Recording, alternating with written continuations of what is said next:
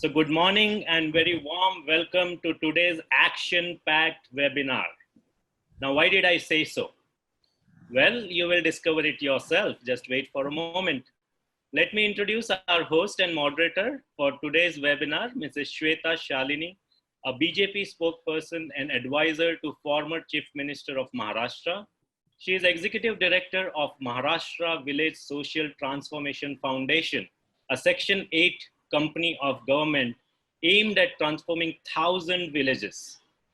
This strong political name is also a serial entrepreneur, founder, investor, and mentor to Millennium Divas, a woman-focused angel fund. Well, you all must have heard about Niti Aayog, the premier think tank of Government of India, and she has been serving in the same as an advisor. Not only this, but also she is president of Uttar Bharatiya Yuva Parivartan Manch and committee member at World Hindu Economic Forum. She owned two leading business ventures, Fortune Cookie Marketing Solutions and Real Time Wave. She is also a member of Young Entrepreneur Council, a contributor to various magazines, an SME consultant, and a social activist. Now, this is what was given to introduce you, Shweta-ji, but if I was allowed to introduce my way, I would have done it in just 3 words: fearless, go-getter, and someone who leads by example. So welcome, Shweta-ji, and over to you. Thank you so much, Tushar-ji. While you were talking, I was wondering if I was being talked about or no. But nonetheless, I think we are not allowing you to go because you are going to be adding the male perspective in this entire session today. We have a very, very interesting panel. And when the organizers got together to decide why we want to do this, it's very interesting. And I would want to tell all of you, why did we choose an all women panel? Because one, these are extremely unprecedented times. We are seeing times which we have not seen before. We have seen times which calls for something different. These are times where we need to add a dash of innovation, but a dash of care, plus this dynamism that usually only women can add in every sector. And I firmly believe, and it is so said, that every night needs just sunshine to become day. And every night, which is KNIGHT, needs a sword. And this sunshine and the sword is women. So reality sector for a very, very long time has seen a very downside. We're going through a tunnel, not during these times, but these times have really worsen the damage. We are seeing, especially in India, we're seeing the migrant population, the labor set going back to their hometowns. People are getting jobless. Investors are pulling out. There is cash crunch. And there is complete blackened view of where the vision is going to be. And I think one of the most important things that I have believed is women usually are a complete circle. You know, they can create, they can nurture, they can transform, and most importantly, they can wean off. So I really believe, and so did the organizers, that we needed to understand the women perspective of these times. And I think this is this dash of transformation and weaving that we need today. So I'm not going to waste time at all. I'm going to rush to my first panelist, and the structure is going to be very simple. We've got 2 hours, but we are definitely going to engage you for all 2 hours, and we will request all our participants to be very, very participative, because I'm going to be taking all your questions, and plus I'm going to add on my questions to the panelists. We are going to give almost 15 minutes. A few of the panelists have presentations for you. We have set topics on which the panelists are ready that they will talk to you about. First panelist that comes on board and talks to us is Leanne. Leanne joins us from Sydney, and you can see how beaming and beautiful she looks early in the morning.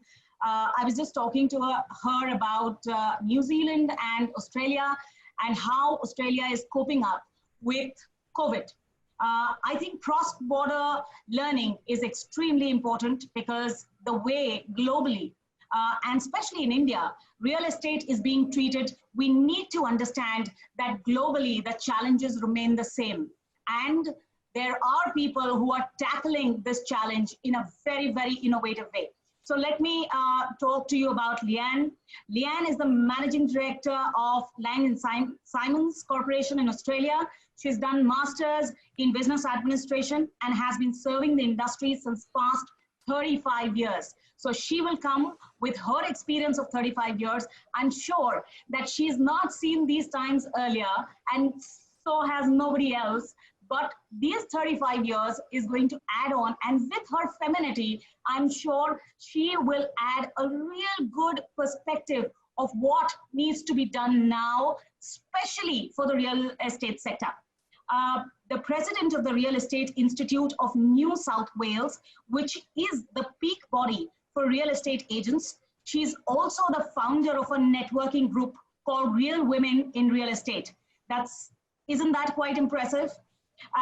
The self-made lady is a managing director of a boutique real estate networking, Lang & Simons, as I have told you, and president of the Real Estate Institute of NSW.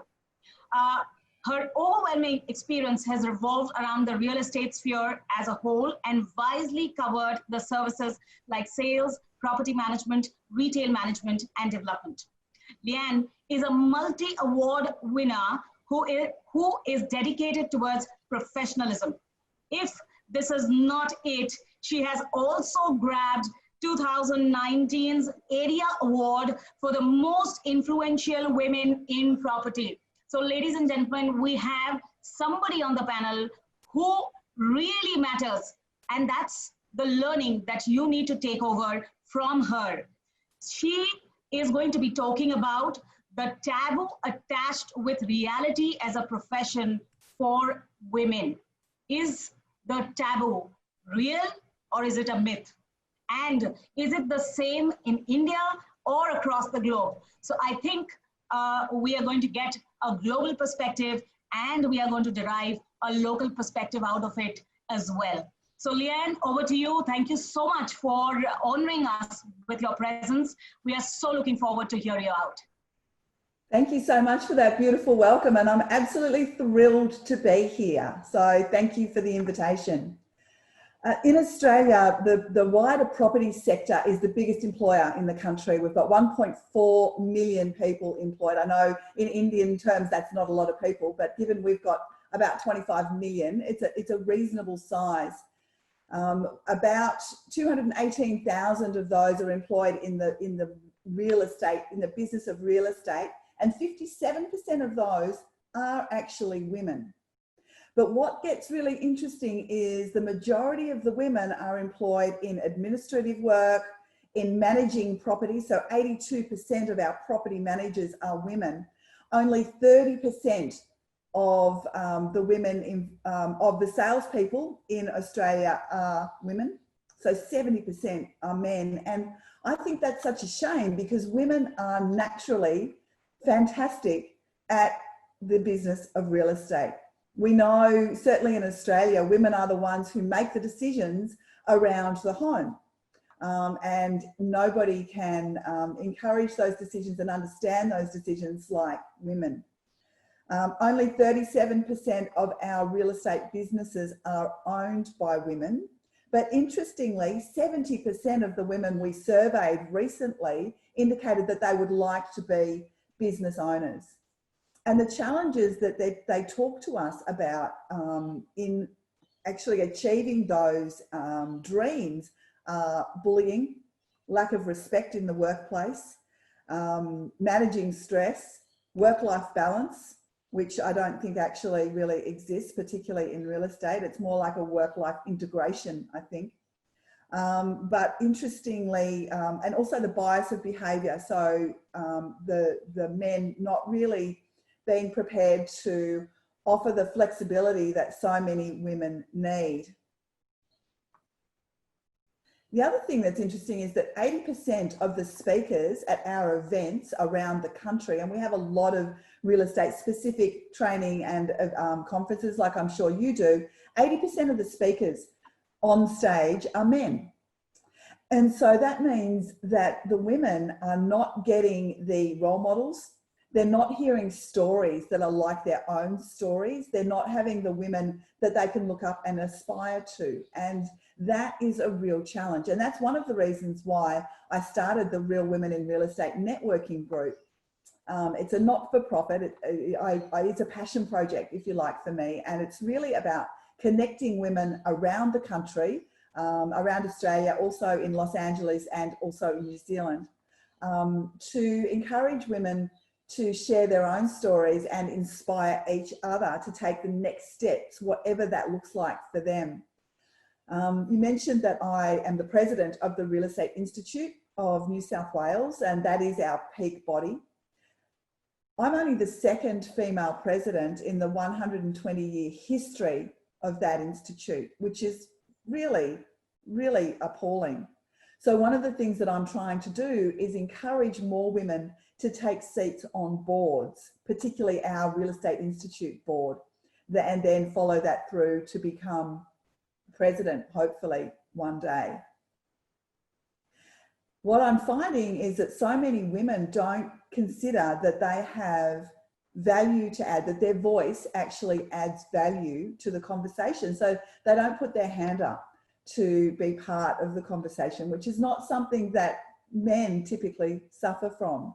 And so we have a program at the Real Estate Institute of a women on boards focus, and we provide training and education to women so they can understand their obligation, their board obligations, and they can understand the value that they can actually bring to the whole process. The other thing that we're working on very hard at the moment is a Male Champions for Change program, because we know things are not going to change unless we get our male business owners and board members on board to help us make that all important change. So our Male Champions for Change program has been written specifically because in Australia, the majority of real estate businesses are small business. And obviously the support that small business can give is very different to the support that the big global real estate brands can bring.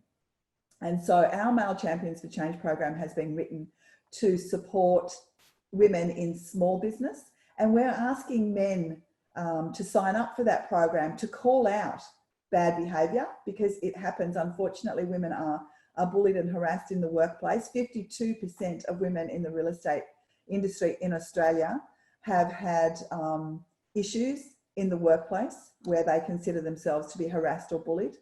And so we need our Males Champions for Change to call that out.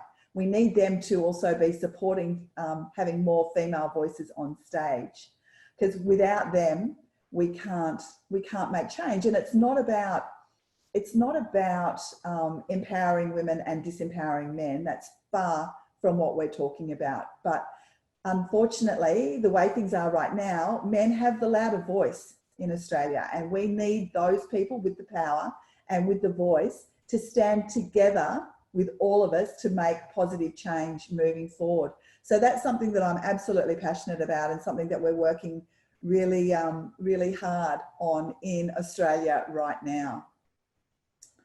So I would love to, I'm happy to throw to any questions from anybody about what we're seeing in Australia. I'm happy to talk about how we're handling COVID and the changes we've seen in our industry, if that's something that's of interest to you.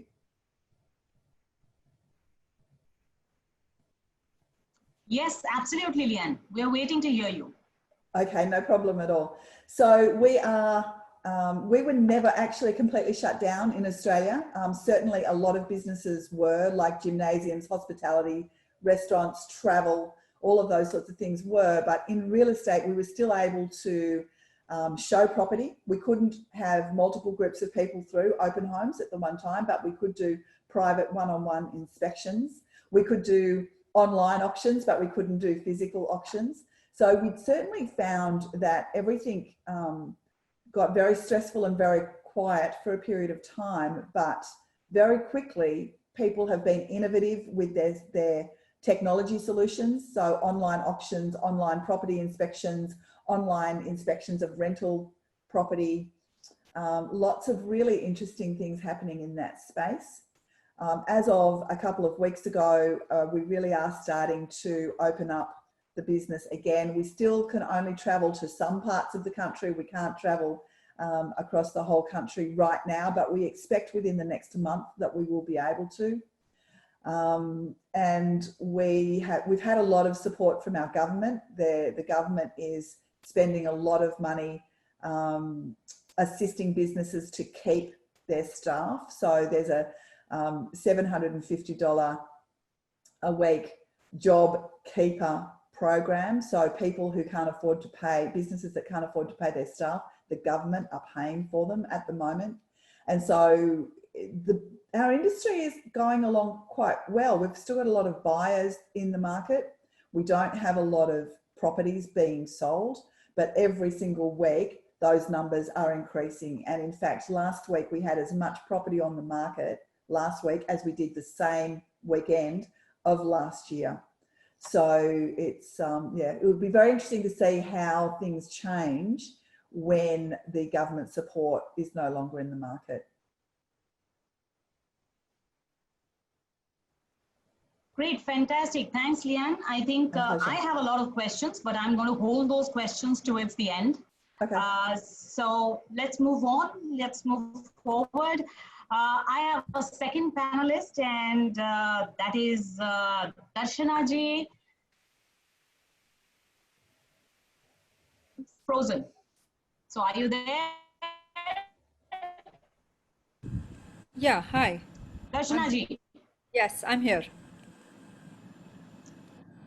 I can tell, but I don't know.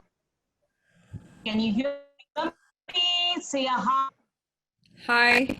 Okay. See.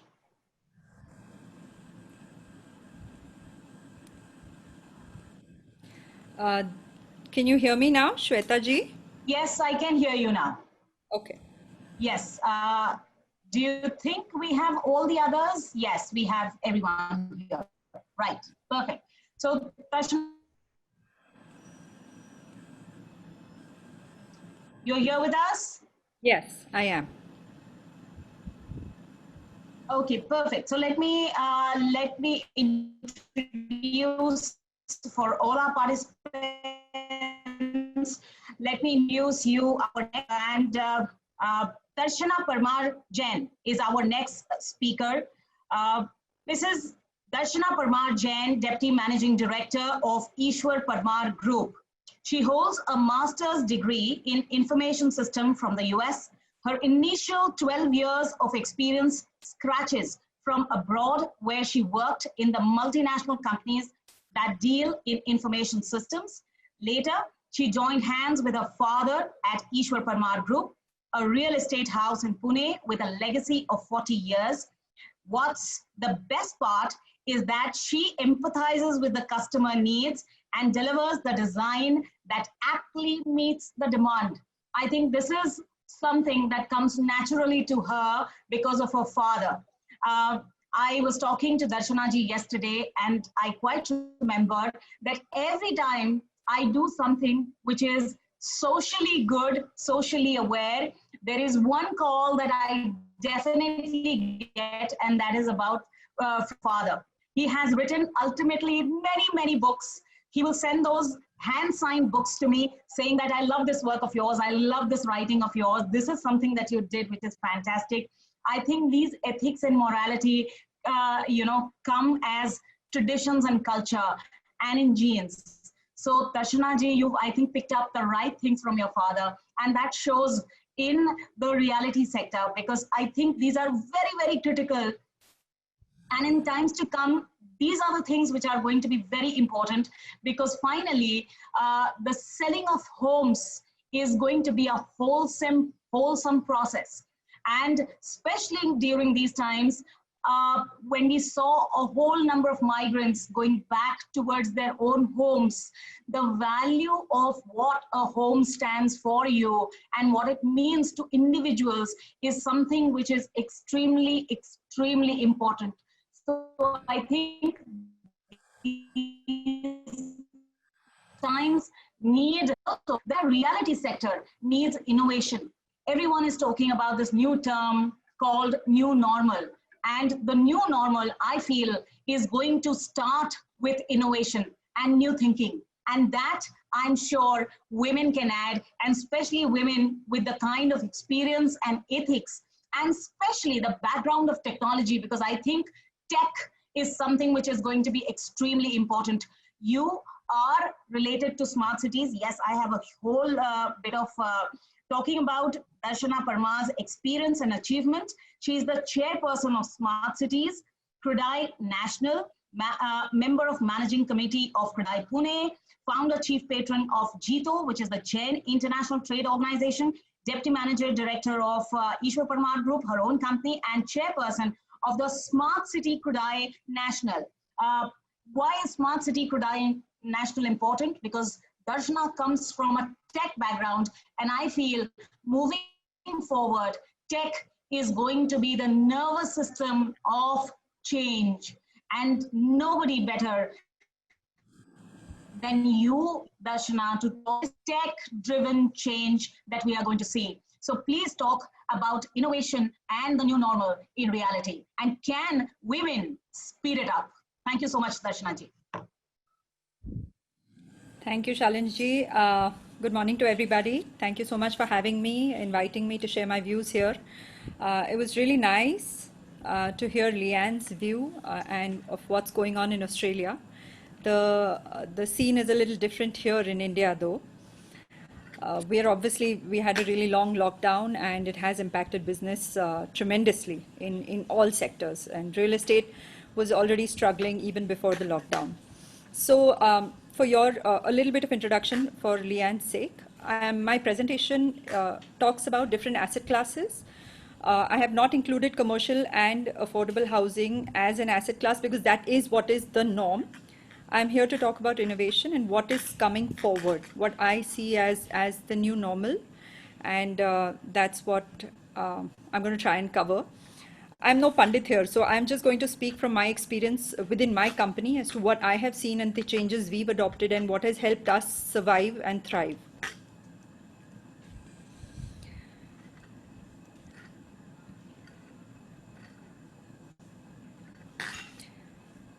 I'm going to leave this screen on for just a second. These are all the things that the real estate sector in India has actually battled in the last, not just a year, but the entire decade. So this word cloud essentially is our real estate decade, in short. I'm an eternal optimist, but one needs to be practical and pragmatic about the reality in realty. So let's see what transpires. To me, it's important to go back to the decade because that carves a path for the future for any company. If you can see what happened and what's coming, why did the companies that survived or will survive? And the only change, the only thing that I think, and I keep going back to my past, and Gita is something that I refer to a lot, change is the only constant. That's what our Gita says. And so for any business to survive, or even for us emotionally, mentally to survive those businesses through these turbulent times, is to adapt constantly. Blow by blow, this industry has been crippled, and the old lady is bound to break, is what everybody would think, right? This is the last blow. COVID is the last blow. But I believe that the change is constant, whether it is policy, whether it is natural disasters, we will see these things coming. So how are we going to survive? At our company, Ishwar Parmar Group, we believe that these three things have been extremely essential in the last 10 years. Innovation, product, design and delivery, and stakeholder engagement. So as far as innovation is concerned, today innovation is all about viability of business for us. Any project that we take, is it viable? Is it going to be financially viable? Earlier on, businesses in India, real estate, survived on appreciation of land. You bought land, you did a project, by the time you finished the project, the land had appreciated so much that the profits were coming from the appreciation of land and not efficient management of project. Today, that reality is different. And therefore, innovation in the way we structure our properties. So land purchase evolved into joint ventures, evolved into joint development. Land purchase was very capital intensive, joint development, medium, not so capital intensive. Now that has moved forward to something called development management agreement, which is low capital. So these innovations have helped us move on to the business and continue with land as raw material in a different format. So your business in terms of the model has evolved and innovated. Similarly, your product design has evolved. The way we consume information, the way we consume media, or even our homes today has changed. With COVID, the way we are consuming our home has changed. There is a little corner in everybody's homes which is now an office, which wasn't so earlier. And so the design has to keep evolving along with the situations that we face. Stakeholder, I think, is the most important part, and I've kept that as a separate slide, because each of these we've identified as a very crucial component to our innovation. Each of these, we did an exercise with our team within the company to say what is that one word which will help us to kind of transcend this time with each of these stakeholders. And what we've realized that with our vendors, if we're able to purchase efficiently, whether it is through technology or revised contracts, then it works better. With team, it doesn't matter if they work long hours, it's the productivity. If we're able to utilize the team talent well, then we're able to work with a smaller group, and it's far more nimble. With labor, if we are able to train and retain, today with the migrant labor crisis, that innovation is extremely important. So should we build labor camps, like housing colonies close to our projects, which are like large volume? So that will help the labor stay and train them enough that they can learn different trades within the construction sector. Channel partners, I think the most important key for our business is sales, and to be able to collaborate with them, because their own model has evolved so much. I feel like channel partners are not working individually anymore. There's aggregation happening within the channel partner groups. So channel partners are aggregating channel partners to become larger organizations and conglomerates, and those are then driving sales. So that has worked for us efficiently. With our customers, Indian consumer is very value oriented. Even if we are buying luxury homes, you're very value oriented. So if we're able to deliver product, good product design, and that's the value that we're talking about, with efficient service post delivery, then with consumers we are able to innovate there. With landowners and financial institutions, earlier it used to be very easy, ek deal kar diya, JV is done, and all the landowner has to do is see money in his bank. It's not so today. They actually become partners in the sense they are collaborating with you throughout because of so many changes. So communication has been key with financial institutions and landowners. So these are the things. Now, innovation, each of these has come to us through technology. And I think that has been the most important, and that's where smart cities, Shalinji, you spoke about technology, but smart cities for Cagaay is not just technology, we are also talking about sustainability. I'm going to quickly run through the technology, and then I'll talk about why we think that smart cities also is, the key component for that is sustainability. So within technology, we see that there are different forms in construction that will really drive innovation. Construction tech is, of course, one of them, the engineering bit. But I believe sales technology, like Leanne said, that they're able to do auctions online, they're able to sell online. India is going to see that. It hasn't. So far, it wasn't online sales driven. It was a very touch and feel market. So we didn't really sell online. There was a lot of inquiries, there is research online, but the sale we were not able to close online. Today that has changed. And I believe that a lot of, immersive experience of sales will help us close these sales even online. Content marketing, whether it is virtual reality, augmented reality, all of these things are going to become center stage in the sales tech. We also find now that we are using business intelligence a lot more. The data that we have, our consumer data, we're able to kind of draw a lot of analysis from that data to use towards our next projects, towards buying patterns, towards utility usage patterns of our consumer. And those business intelligence tools will now become very valuable going forward. We used to depend a lot on market research, which is really sampling data. But now with the data that we have of our consumers, or even with the channel partners, the data that they collect, if we are able to apply business analytics to it, it really has value. Reverse auction for our purchase. If we are able to do reverse auction, so there are a lot of tools out there that are available now where cement, steel vendors are coming into reverse auction. You put out your requirement and they're bidding for your business. And that really helps with cost. Aggregation apps, I think, is crucial here because from channel partner point of view, consumers are being aggregated by channel partners and the channel partners are being aggregated by aggregation apps. So it's becoming an entire ecosystem of how customer acquisition is happening. And to me, to understand that and keep a step ahead of this, to be able to get, because at the end of the day, customer acquisition costs, if they are too high, it makes no sense where you are looking for your customer and the target audience. If you're able to find the accurate match, it keeps the costs low. Property management for commercial, post delivery, how these properties are managed for rental income, and more so from fractional real estate. Now this is a new emerging model in India. It's still nascent. It's very popular in the US. I don't know about Australia, but it's still in the West. It's something that's happening. I'll cover that a little bit ahead. So these things I think will really help drive innovation. I've left blockchain for last because I've talked about construction tech, sales tech, business intelligence. There's of course operational technology, which I spoke about, which is purchase and ERP and all of the other tech. But the ecosystem technology is missing today in real estate.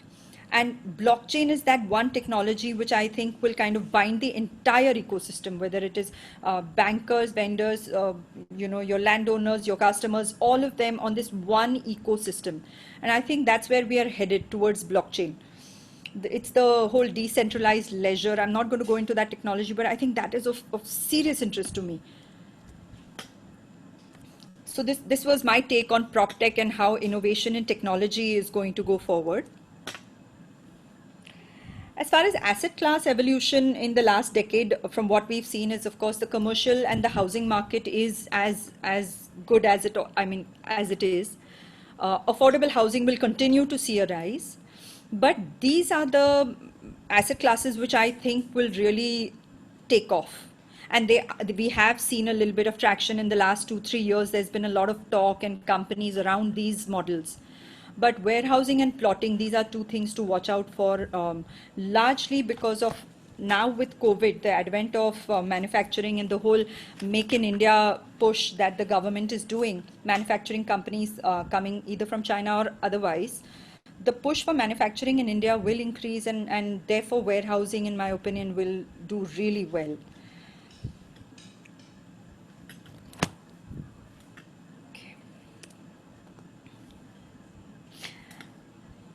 This is of serious interest to me. Where are you going to find land? I feel that the commoditization of FSI has been so rampant in India. It wasn't so in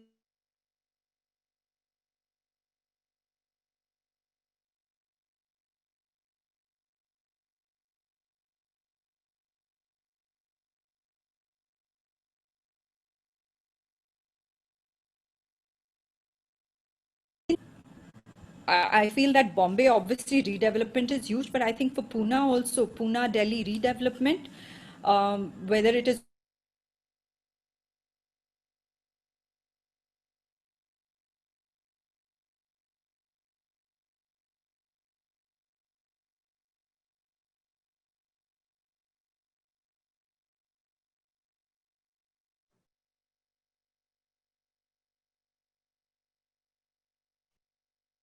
Can we all hear what Darshana ji is saying? Because I can't. Darshana ji, are you with us? Darshana ji, we've lost you. Hello.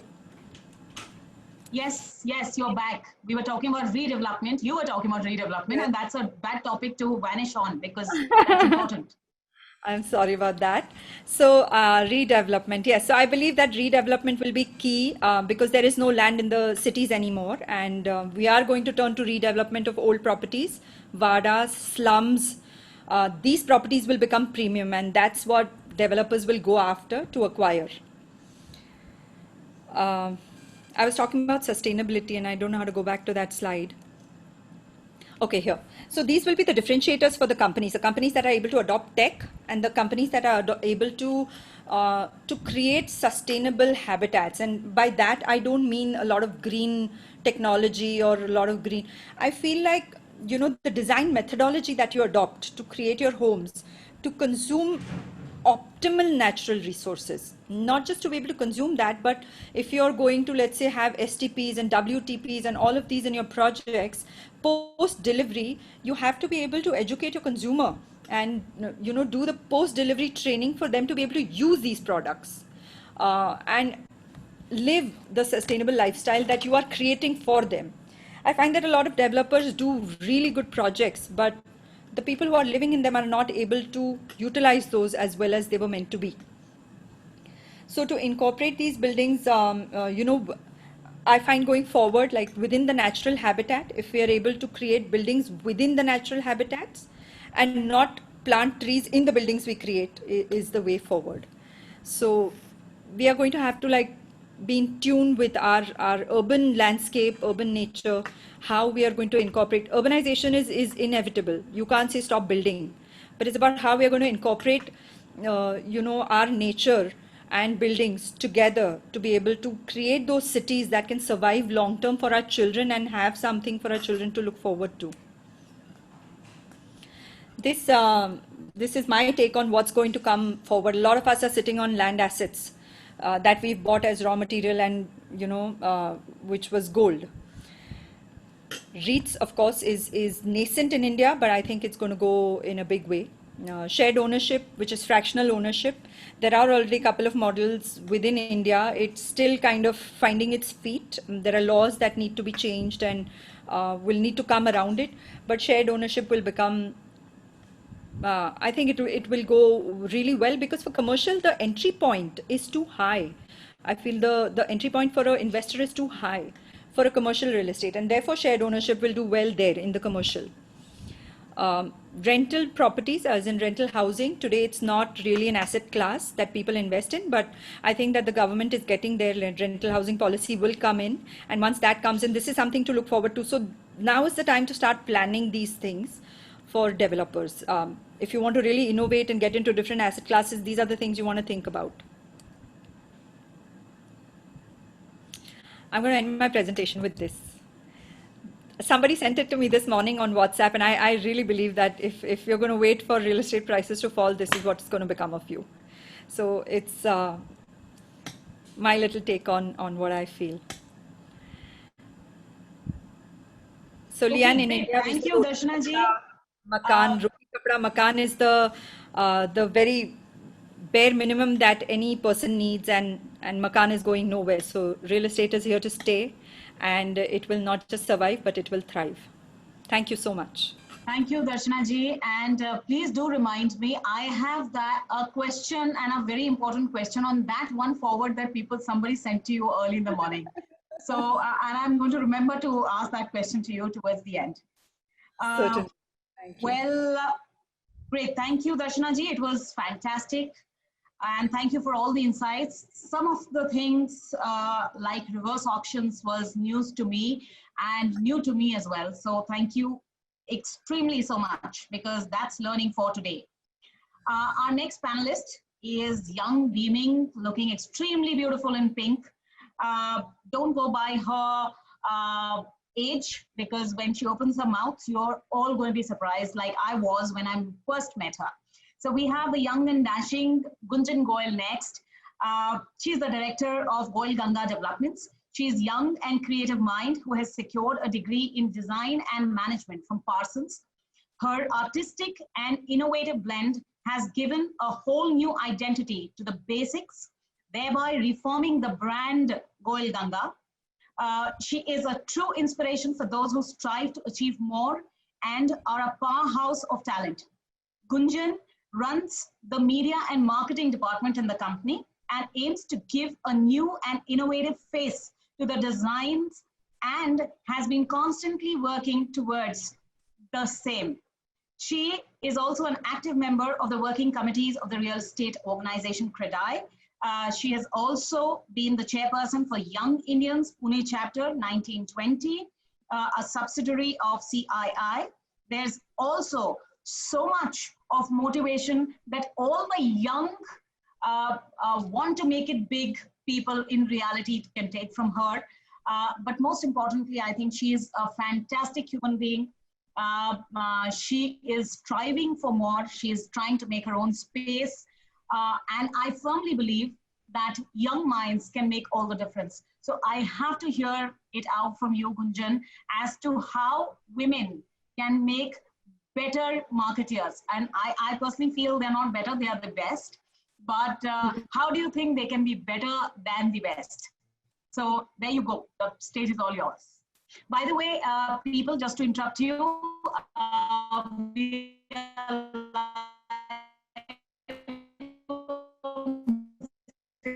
Facebook, and I also request that we can get more and more people to hear you people out.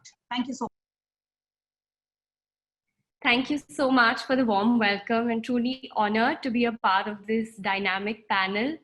It's always amazing to meet you. I was inspired by you back then and even now, Shweta. And to all the audience who've tuned in, I hope everyone is keeping well in these unprecedented times, staying at home and being safe. I'm just going to open my PowerPoint. So my topic is very interesting today. Can women make better marketers? The why and how. Until 2 decades ago, I think real estate was considered to be a very male-dominated sector. Entry points for women were usually in the fields of design, marketing, or sales. But times have changed, and the accomplished versatile panel in this webinar itself, I think, validates that a woman can handle any department of the business and well. Yes, I'm a woman, and I head the marketing and sales for our company, Goil Ganga Developments. Not because it was considered to be a default role for me, but that's where my forte lies. When my sister joined the company, she immediately took to the operations and finance department. So essentially what I'm trying to say is that women are better at everything. What is real estate marketing? Is it creating ad campaigns? Is it lead generation? Is it sales, negotiations, or closing the deals? I think let's assume it's all of the above. So I want to throw out a quick poll to all of you who are on this webinar. What do you think? Do you think that women can be better marketers? I just want a quick yes or no in the chat box, if you can. Yeah, so a lot of people have been saying, why not? So I am very, very sure that you're going to get many, many yeses. And thank you for waking up our audience as well. We know that they are listening. Okay, I'm seeing some entries come in. Yes, yes, yes. We'll wait for another minute. Yes, absolutely. Great. So I think looking at the entries, it's safe to assume majority of you are in favor. Let me tell you, there is a huge statistical study to prove that women do tend to be better marketers. To put it quite bluntly, women have a massive genetic advantage when it comes to marketing. I think their brains are simply better designed for it. As a gender, they're perceived as softer in nature and tone, which is a big advantage when you're trying to sell. I would now like to take you over some of the essential traits that I think are important in marketing and indicate how women innately have a better hold on most of these. Empathy. Being caring and sensitive gives you an inner hand on the customer. It makes you appear more genuine and give him what he truly needs. Trust and transparency go a long way in creating brand loyalty. Women tend to appear less threatening and attract more trust as compared to their male counterparts, which makes it easier to listen and believe them. Multitasking. There are always multiple roles to fill, like research, pricing, promotion, analyzing supply chains, digital marketing, PR, and firefighting at the same time. So this kind of multitasking expected from marketers makes women better suited to the role. Patience. Listen, listen, listen. You need to be able to listen to the customer requirements very carefully. Today's customer is very smart. He knows what he wants.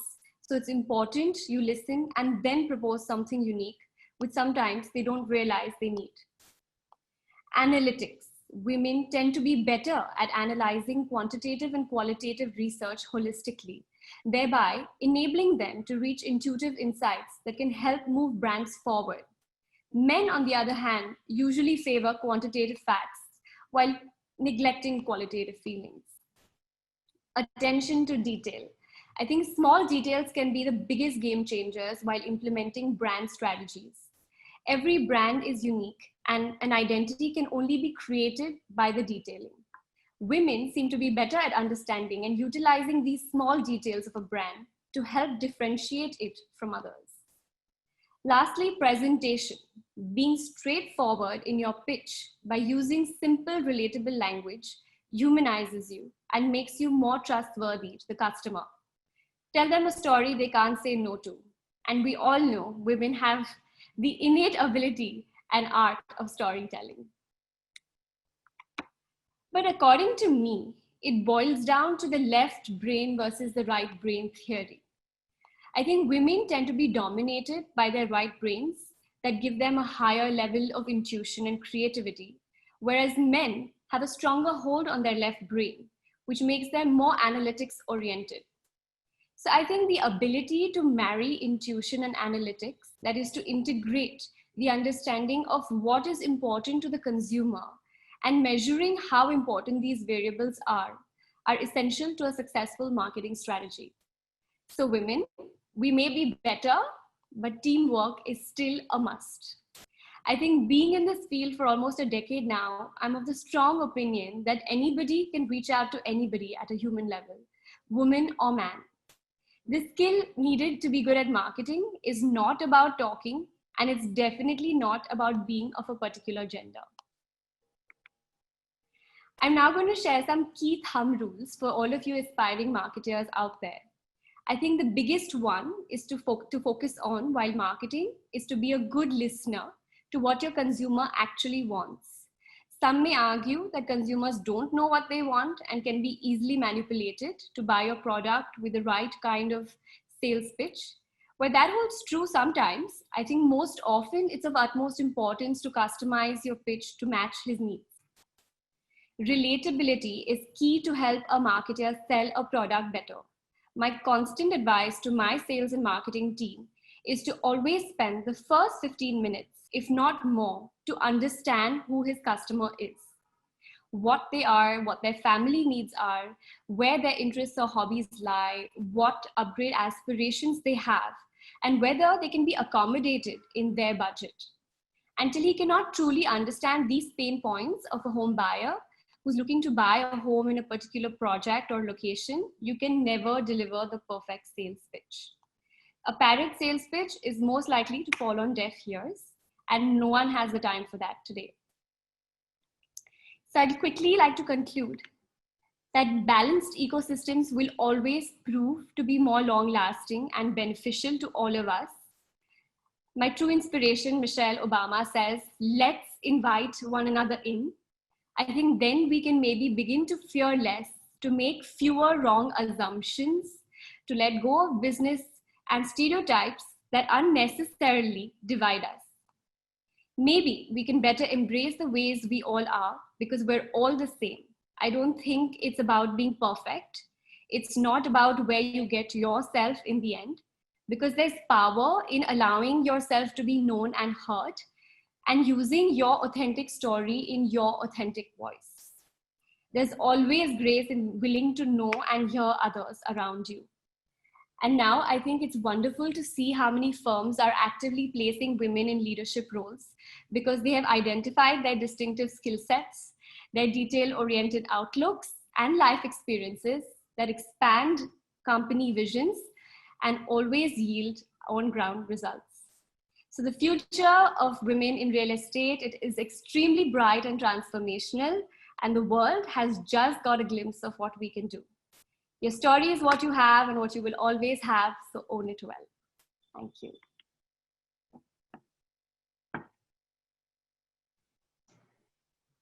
Thank you. That's what we, oh yes, okay.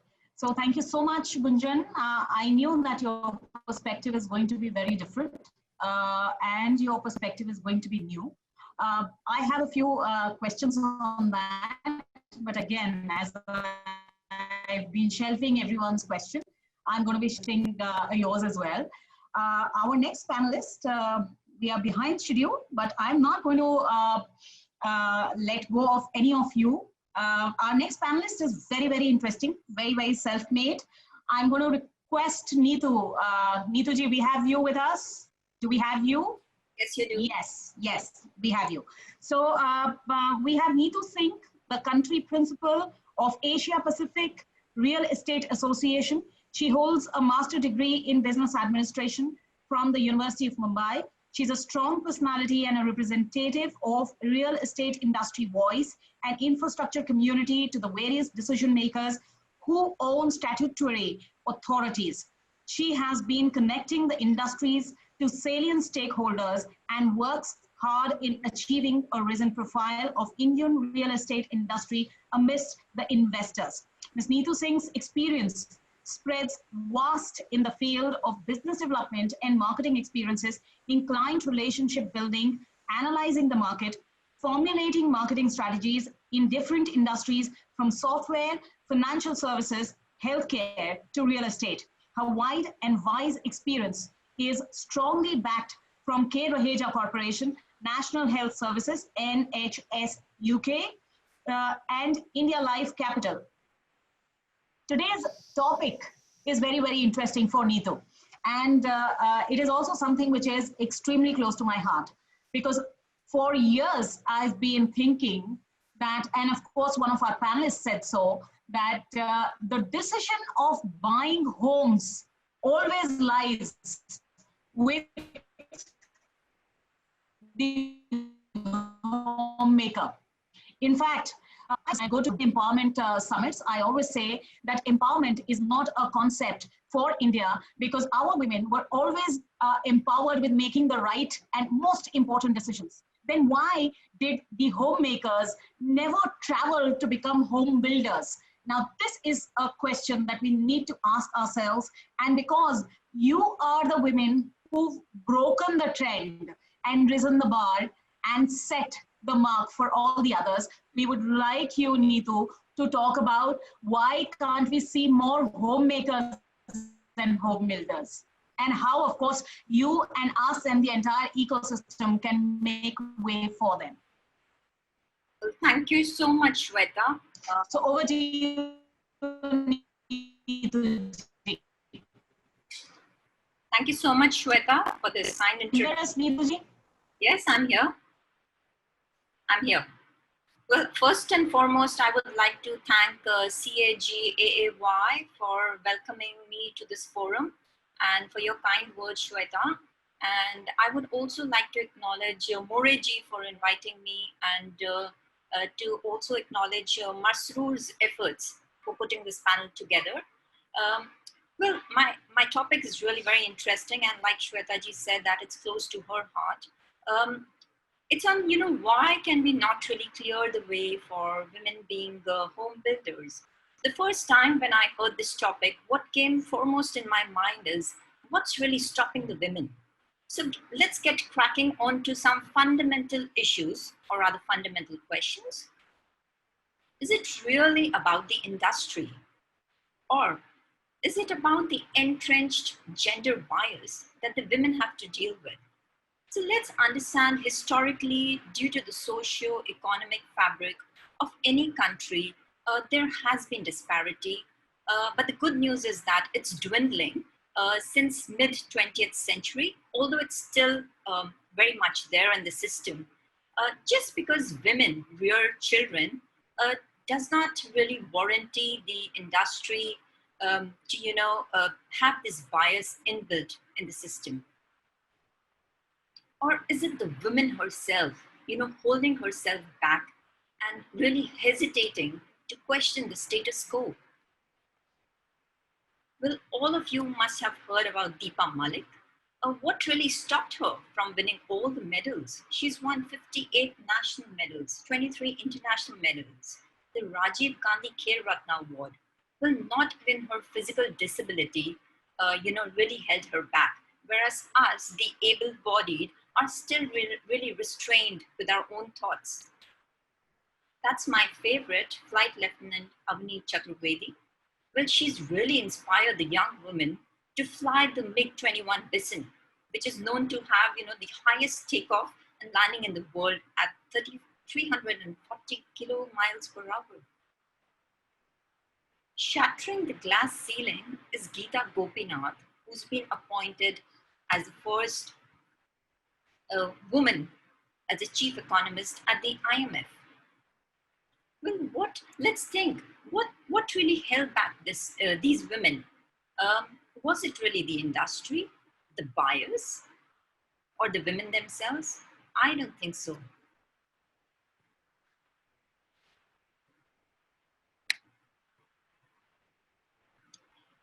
Let me take you through an interesting slide which talks about the employment selected by the urban females over the past few decades. Well, as you can see, the growth of services has, kind of grown leaps and bounds, but the women uptake for construction as a career option has kind of remained the same. Well, real estate is not really, the most viable, it's not really taken as the most viable career option.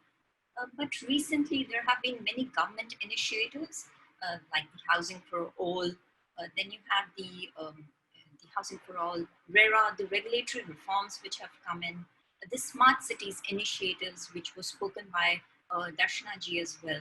All these has led to, the market size for India going to increase by 7 times by 2028. So it's really going to throw up a plethora of opportunities.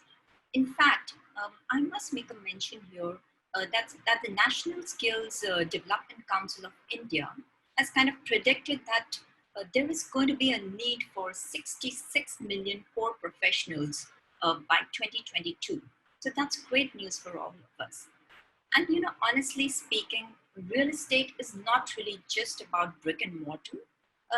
It's how the other core functions and the specialized functions can put the heart and soul in the project for the customers to really relate to it. So there are going to be plenty of opportunities, I would say, and you can see from the kind of different backgrounds that our panelists come from.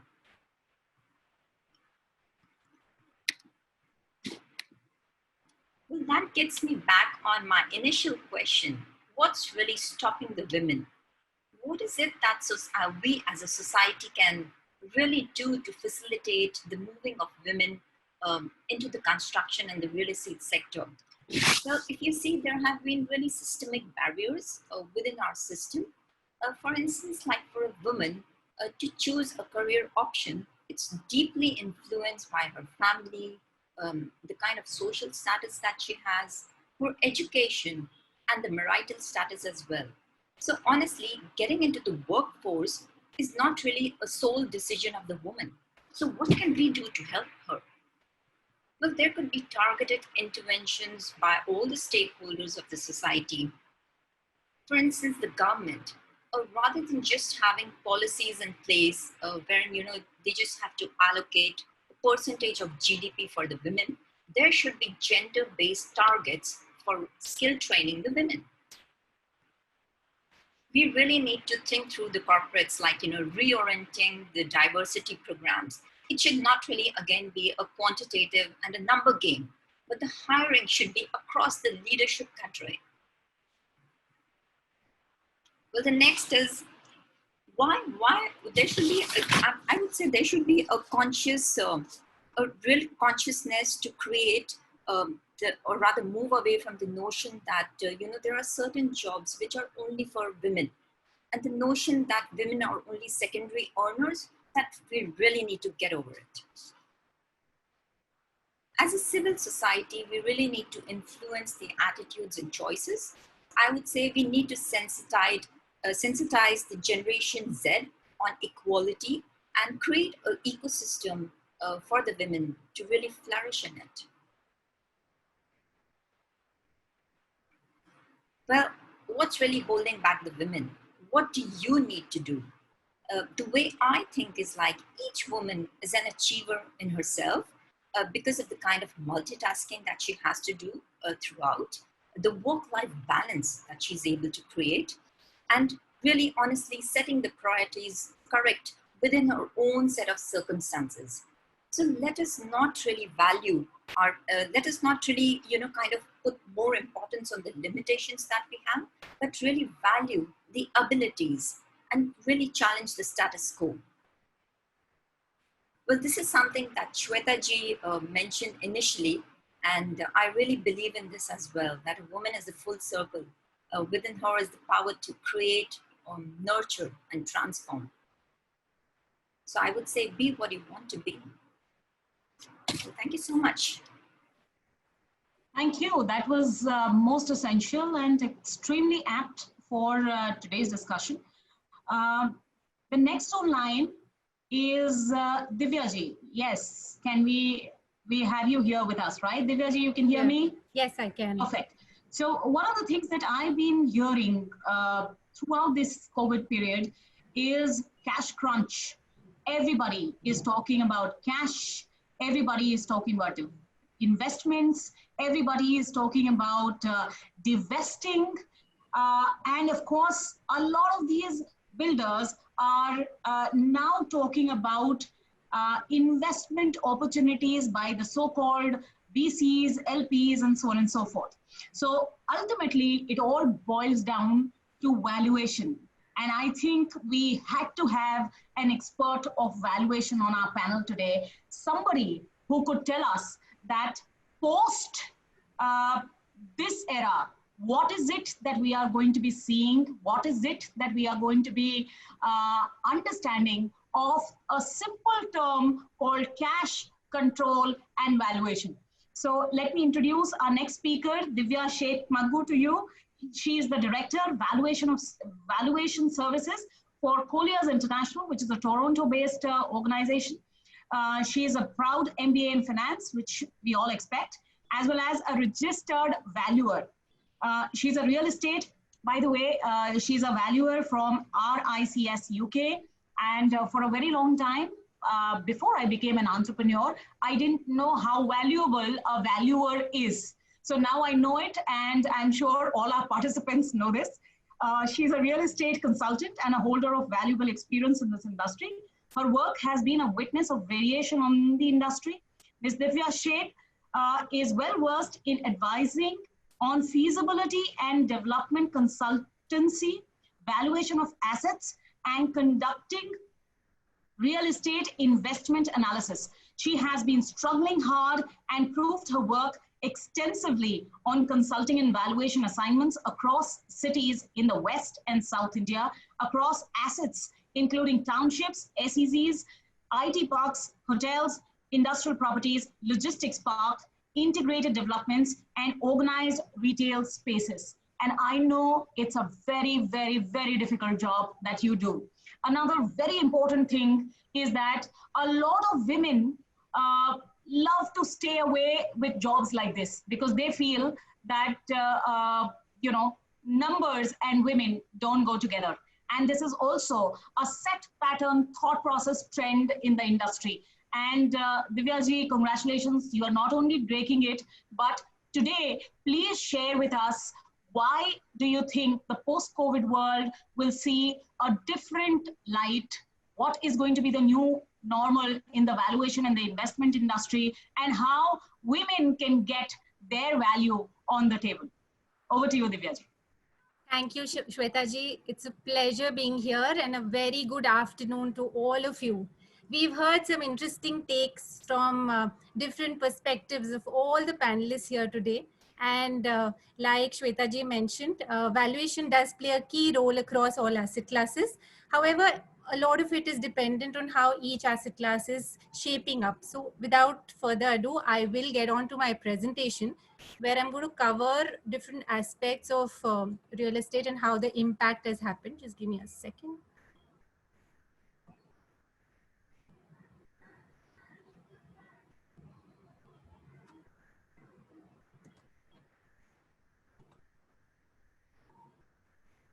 I hope my screen is visible.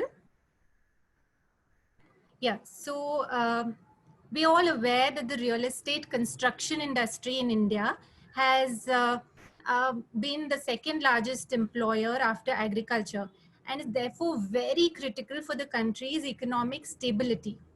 With an industry size of close to INR 10 trillion, it contributes about 6 to 7% of India's GDP and employs close to 50 million people.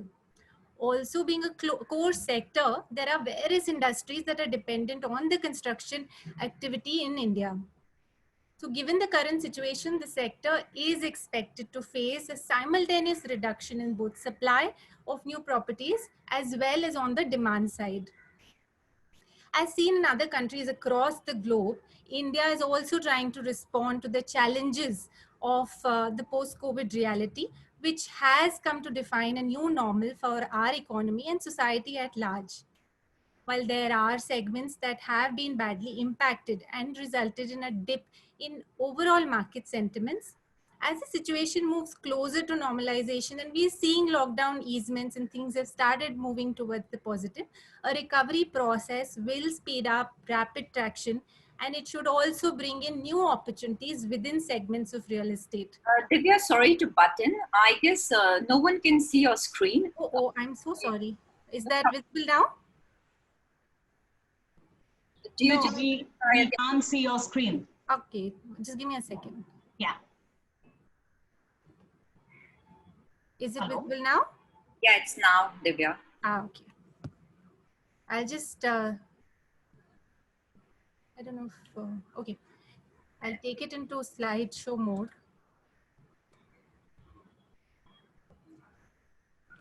Yeah.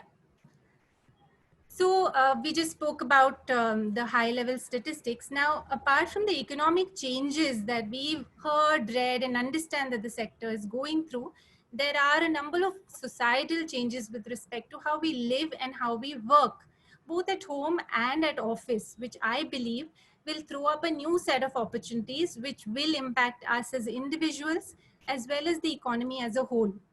Let me take you through an interesting bit of statistics on my next slide. So on this slide here, I've picked up some data released by the International Labour Organization for 2019. This shows the average time spent by men and women on unpaid work like childcare, household chores, etc. So if you look for women, even though the hours spent by women in India is closer to the higher end, but it's still within a palatable range of that observed in other countries. However, if you just focus on the hours spent by men in our country vis-a-vis what is spent by men in other countries, the disparity shows significantly. And these 3 months of lockdown have in a lot of households brought in that empathy and contribution by the menfolk. As in, for example, my husband has learned to cook, and I am for sure going to leverage on that in the years ahead.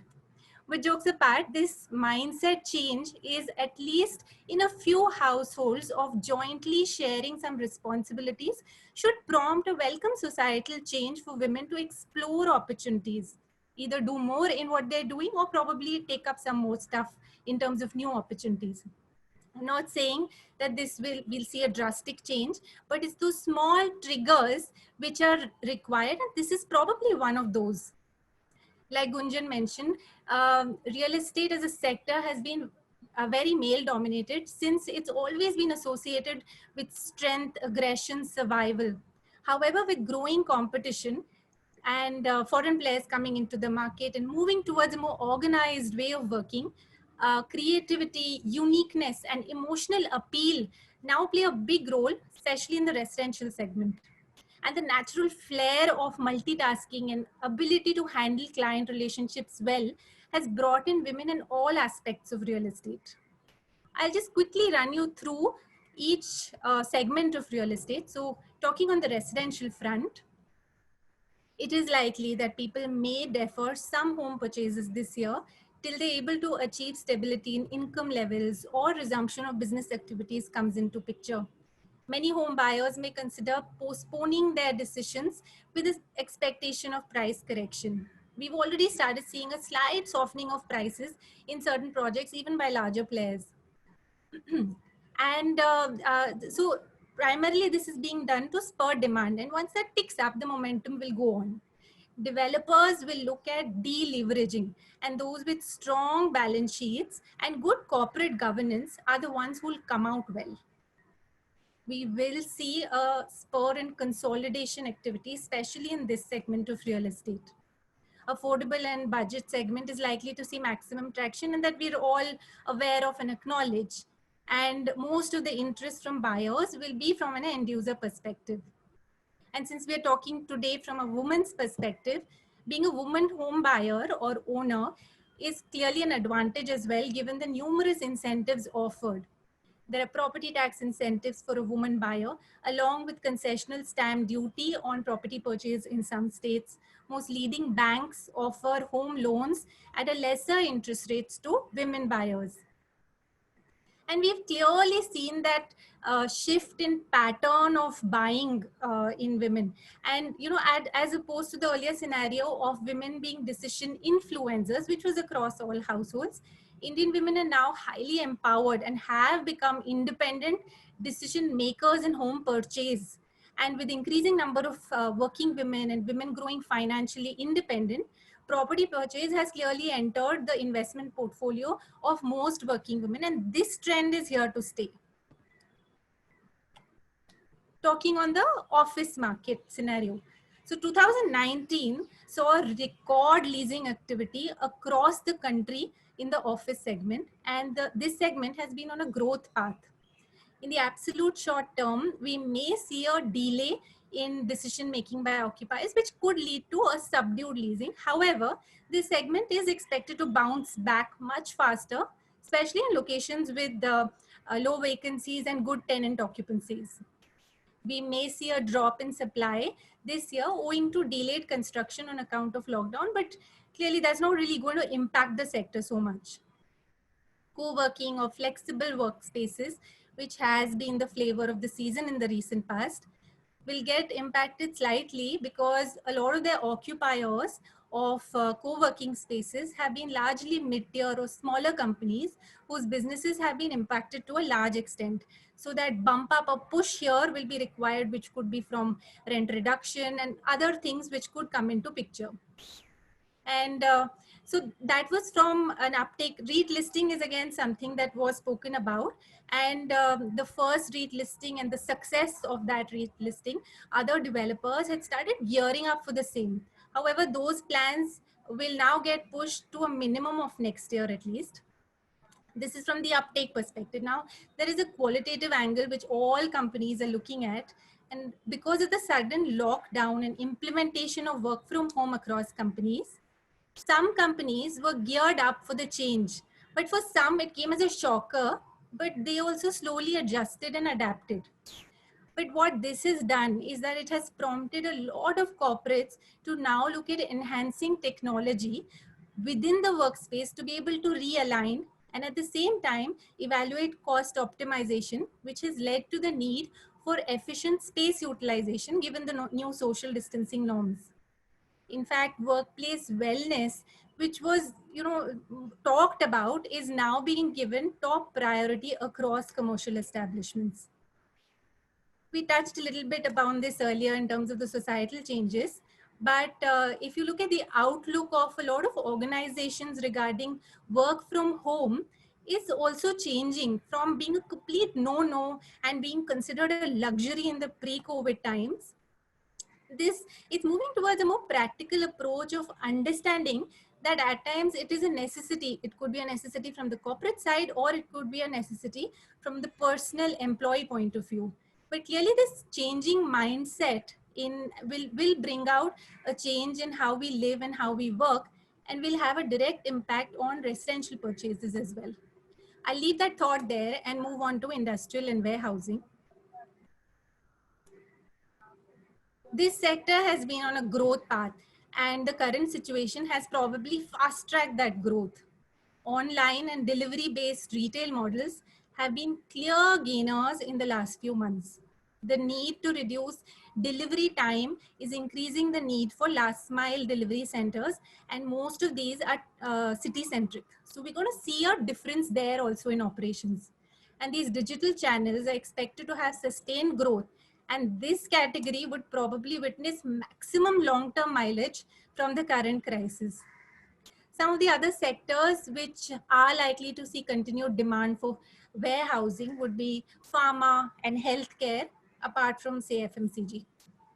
On the industrial front, technology should ideally play a lead role in terms of reinvention and innovation, and Darshana spoke brilliantly on that. With the global supply chains looking to diversify away from China, this potentially can be a very good opportunity for India to expand in the manufacturing sector. And we're already seeing a lot of announcement around that. Thus, to sum up, the industry will have to reinvent itself to understand, comprehend, plan, and implement new innovative ways to meet the emerging new requirements. While the situation has prompted the sector to go back to the drawing board, it will also offer new avenues to fast-track incorporation of new technologies, be it construction technology, home automation, or even artificial intelligence. To minimize the construction time, the use of construction technologies would be imperative. The technologies for modular construction like precast, formwork, steel construction, etc., have already been used to some extent, but post-COVID, this will become a norm. And placement of products and developer offerings would focus on specifics around comfort, safety, mobility, etc. We would see buyers preferring nearly completed projects rather than during launch, except for probably brands that they trust. All in all, what I feel is that the real estate sector will work out new ways to deal with the emerging dimensions to sustain itself effectively. So that's just to sum up my take on all the aspects of real estate. Perfect. Thank you so much. And now is my time to finally give you ladies some tough time, right? So we have a lot of questions from the participants as well. In fact, I'm going to take a live question as well, but that's later on. Before that, I have certain questions on everything that you people have talked about. So we haven't heard Leanne talk for a long time. So my first and foremost question goes to Leanne. So Leanne, one thing is for sure that we need more and more women on boards. But you know that glass ceiling and glass cliffs exist in every sector, and so does it in the reality sector also. Where do you think is the key for having more and more women to sit on boards? Because boards need to be gender agnostic, and somehow they aren't. Why? Well, I think one of the ways to go about it is to educate women on what the requirements and responsibilities are, to make them understand that their voice is important, they have got value to add at the board level, and to ask them to participate. I sit on two boards, the Real Estate Institute of New South Wales and the Real Estate Institute of Australia. And I only got there because I was asked to participate. It never occurred to me that I had value to add in that space. And so it's the job of people like me and my my community around the country to actually encourage women to put their hand up and be part of it. Because it is, you're right, it's absolutely So Leanne, just to add the Indian perspective to this, because I'm part of policy making also, you know, in India, we have a policy to mandatorily take women on boards. And I have a lot of friends and you know, corporates who come back to me asking me to sit on their boards just because I'm a woman and they need to be right in regulation. I need to sometimes go back and tell them that, you know, my only qualification is not that I'm a woman. So where do you think you need to draw the line? Do you think women should also understand, say a no sometimes, and most importantly, understand that, you know, you need to sit on boards where your competence really counts? Oh, there's absolutely no doubt about that. And certainly in Australia, in some of the very big companies, we see the same group of women sitting on the boards because all of a sudden they are visible and their competencies are known. And so the same people get invited all of the time. And so we need to encourage people to understand how to be found. So there are recruiters, obviously, that work in that space. So we need to encourage the recruiters to spread their nets more widely. Because like you, I am getting asked repeatedly to sit on different boards, and I don't have time. And certainly, in some cases, my only competency is that I'm a woman as well. So yeah, I hear you. You're absolutely right. Okay, this question is to you, Neetu ji. Usually what happens is when we talk about women, especially in gatherings like this, we end up making a man versus women world. What do you have to say on that? Is it man versus women? Well, historically, it has been made to be, honestly. Has been made to be because of the systemic barriers which have been kind of entrenched in the system. And it's not really going to happen overnight. Because, if you see a woman, the kind of choices that she makes, so it's like, it's very easy for the man to just go by the career option because that's what they stand for. But for the woman, she has to see everything: her family, her career, the social status which she has, the marital status. And then, in India, you've got this whole family structure which has been built around it. So it was initially man versus women. That's why I did make a mention in my presentation that it's going to take the whole ecosystem to, pitch in their own way to make it flourishing for the woman, whether it's the government. And like Leanne and you said that, for the corporate, it's kind of reorienting it. It's not just a number game, but it's, kind of hiring the women across the leadership as per the caliber. And for the woman herself, like, why is she holding herself back? We have so many women coming out of IITs, but that's not really funneling or, kind of reaching to the top, because they kind of, I'll just give you a very quick example. Like women coming out of IITs, they generally would get married to their, seniors or their colleagues who are there in IITs. Then somewhere down the line, once you reach 30s, that's when, the women they would rear children. And that's the time when their career should actually be going up. But they do take a step back because their husbands are earning well. And the husband, for him, that's the primary role. For the woman, the notion is that... Okay, let's ask Gunjan. Gunjan, the young perspective, is it man versus women or women versus women? And by the way, have you been asked this question quite often? When are you getting settled? Oh, all the time. Are you settled? All the time. I don't know why. Why do only women get settled? I don't understand. I don't understand. I feel like men get asked it less often, even though they're of the same age. But somehow it's always required of women to think of, settling down and getting married. And I just feel like we live in a time where we're also independent, that shouldn't even arise in even small talk conversations anymore. It should be about what you're currently doing in life and, what your life perspective is, and not about who you're thinking of marrying. So, but I'm immune to that now. It's all good. So Darshana ji, Why do only women get settled?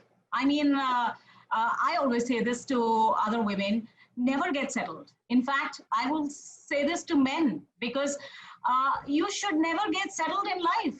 You have to be unsettled so that you can seek for more. So why do women need to get settled? So I think it's the way we are raised here in India, and I see that I have two children, and I make a conscious It's effort. not just India, trust me. It's not just India. So I was just going to barge in and say this. I am sure it's across, but believe me when I tell you that it is a lot more harder for us because we are a patriarchal society. There is a lot more progress that's happened in the West or in Australia or in the UK, in Europe. You see a little more progress. We are a little bit behind those times. And so I do have to make a conscious effort, even with my children, to not talk about, okay, Sana will do this and Shaurya will do this. It has to be both of you will cook together and both of you will do everything that it takes to do everything together. So we've been raised like that. Like I was never meant to do business. I was raised to get married and go and live with a family and a husband. I chose to work. I chose to be independent, and more so it did not come from a place of need. I came from a very affluent family, but it came from a desire to do something, to be something. And I think that need is there in a lot of women. It's just that we don't tap into it. I really like what Leanne said, that we do need a lot of role models and we do need a lot of male champions. And I think that is what is going to help that. Divyaji, I've been asking this question to everybody in the panel who has not answered. You need to answer. Usually it is men versus women. Do you also think it is women versus women? So I probably agree because, I think it's upon us to also increase that participation of women into the work that we're doing. So, for example, if you look at even in our company, the percentage of women in leadership positions, or even generally, if I look at the percentage of women in the company, is very low. There are obviously some sectors where it's high, and that's primarily because it is conducive for them to work in those sectors and manage home easily, whereas probably this sector is one wherein it's a little difficult to manage both. Okay, Tusharji, do we have you here? We need the man's perspective. Is it women versus women or man versus women? Tusharji? No, he's not there. I'm sure he's run away on this question. I think a lot of women actually feel that they do have to compete against other women because there's only a certain number of women in leadership roles, and we look at the woman in the leadership and think we need her role. We don't think that we can compete with the men to get their roles. Does that make sense? Yes, it does. And that's why I was leading this question exactly to where you've got it to be. My perspective is very, very simple. It's a man's world because there are just too many of them. And we need to make space for more women. So women, we need to understand that we need to make space for more women so that it can turn into a women's world. Second, I think the way we brought up across the globe, and it's not only India. All Indians need to understand this. Across the globe, as women are brought up, we are basically made to realize that we need to be the best of everything. We need to look good. We need to be slim. We need to have the best of hair. We need to have the best of culture, the way we talk, and so on and so forth, because we are always eyeing that one best man, and he's going to be ours. And this simple thing that we are taught from the very beginning gets ingrained so much into our heads that we are always competing against other women. I mean, there's so much of space. We need to compete against men and take their spaces, ladies. So let's understand this. And this goes out to Cagaay for organizing this wonderful platform, because this is what I call a sisterhood shout out, because we need to not only stand with each other, we need to support each other in the ecosystem so that we can all grow and there is space for loads and loads of women. Let me quickly get to my next question because I have loads of them. Now, quick answers. You don't have too much time on this. Quick answers. What do you think is going to be the next trend? Shared workplaces. I actually saw a lot of people talking about co-working, co-living, and so on and so forth. So shared workplaces or socially distanced workplaces. and what will help? So quick answers. Gunjan, we'll start with you.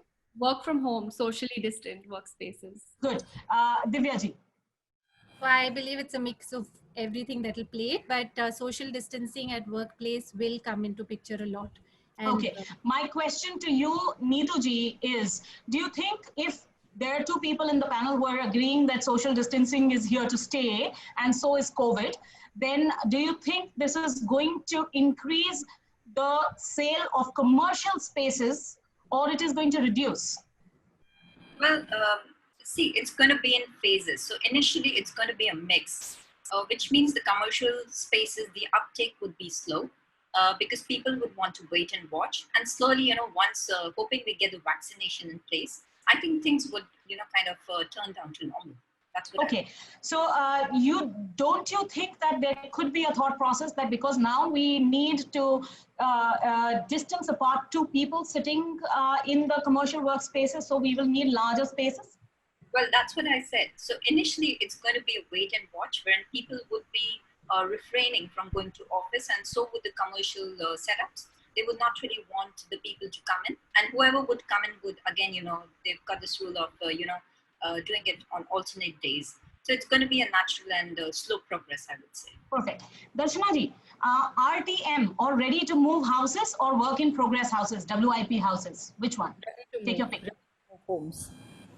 Ready to move homes. And why do you think ready to move homes is the future?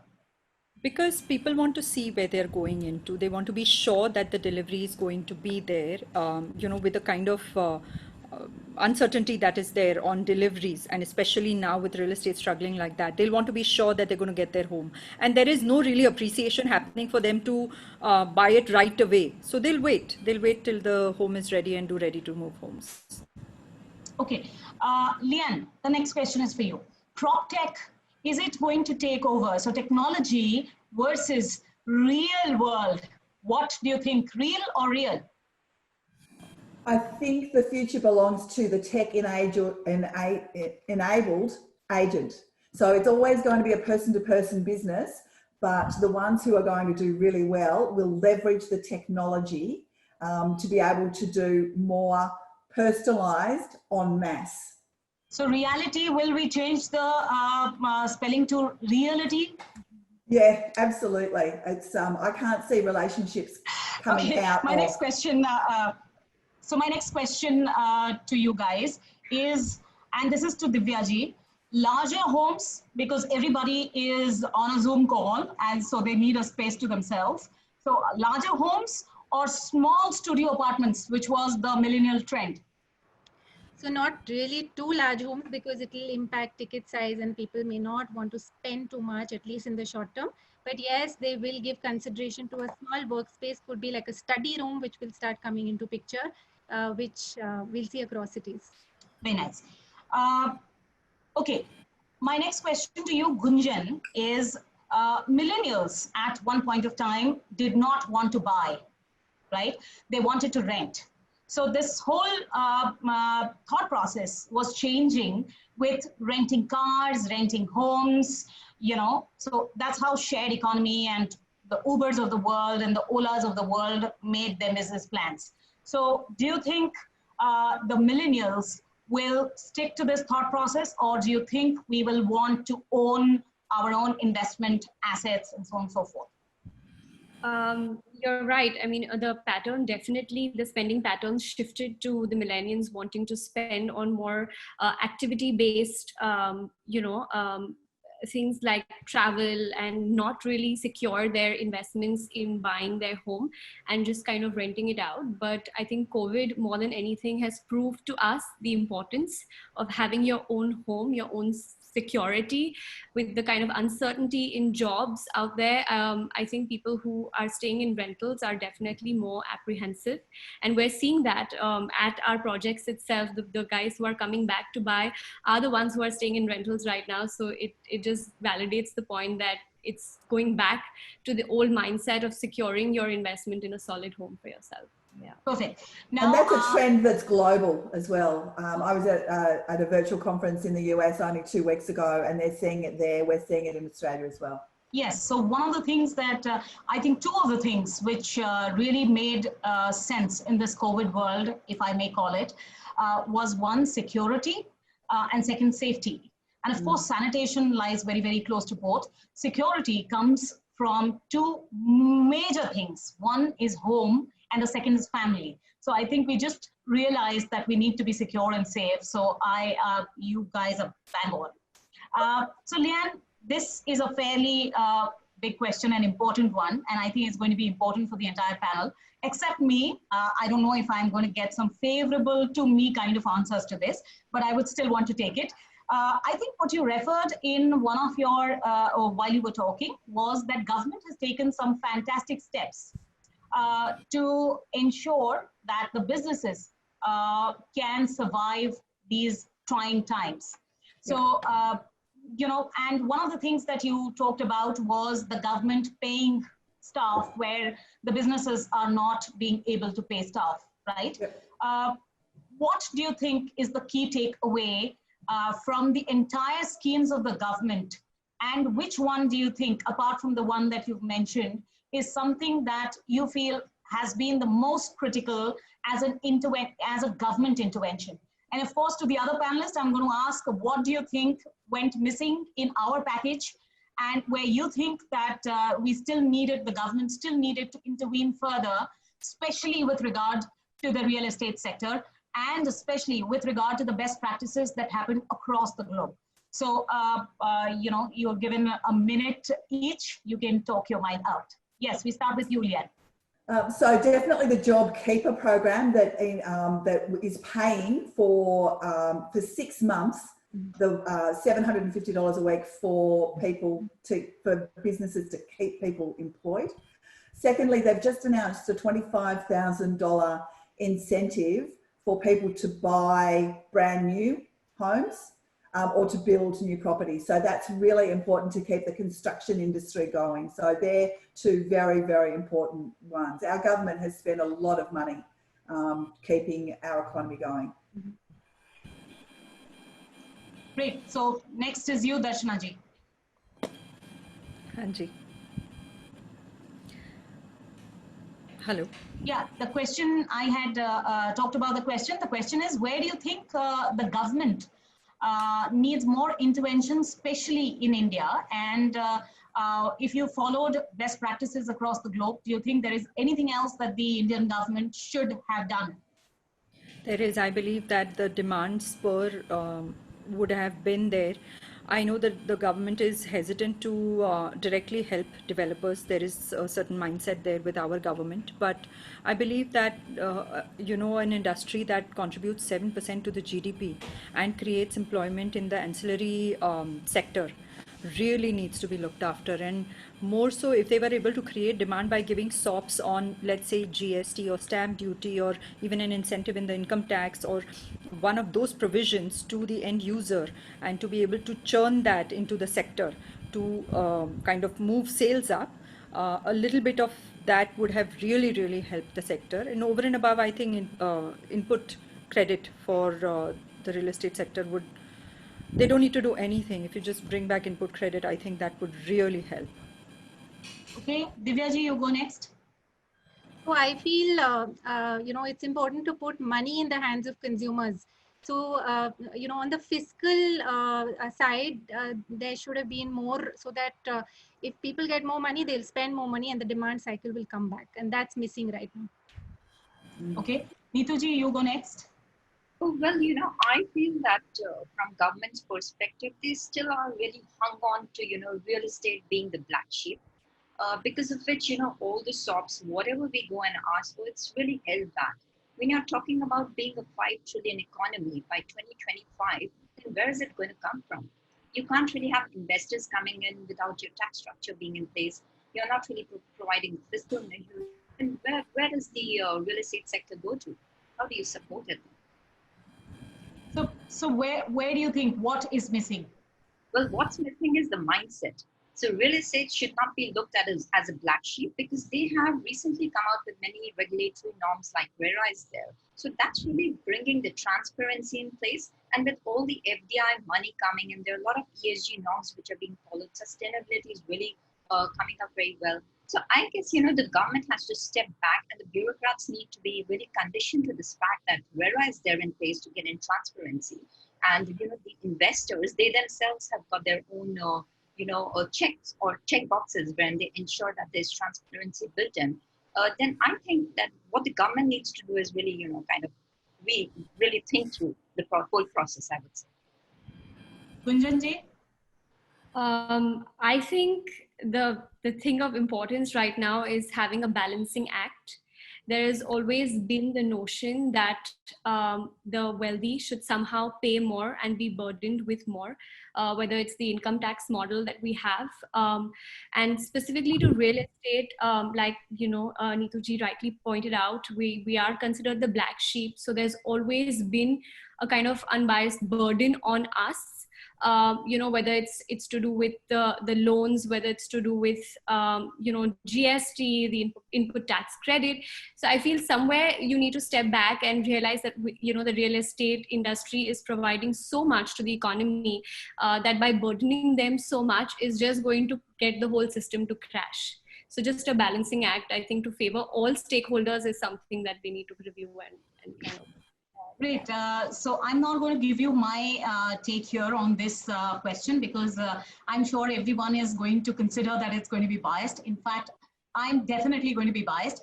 But all I can say is I think the more I know Narendra Modi ji and Nirmala Sitharaman ji and the government very, very closely, all I can tell you is the best is yet to come.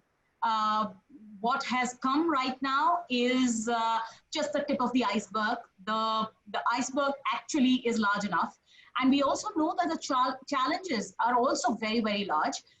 Second is, I do not want to contest the fact whether the real estate is considered a black sheep or no.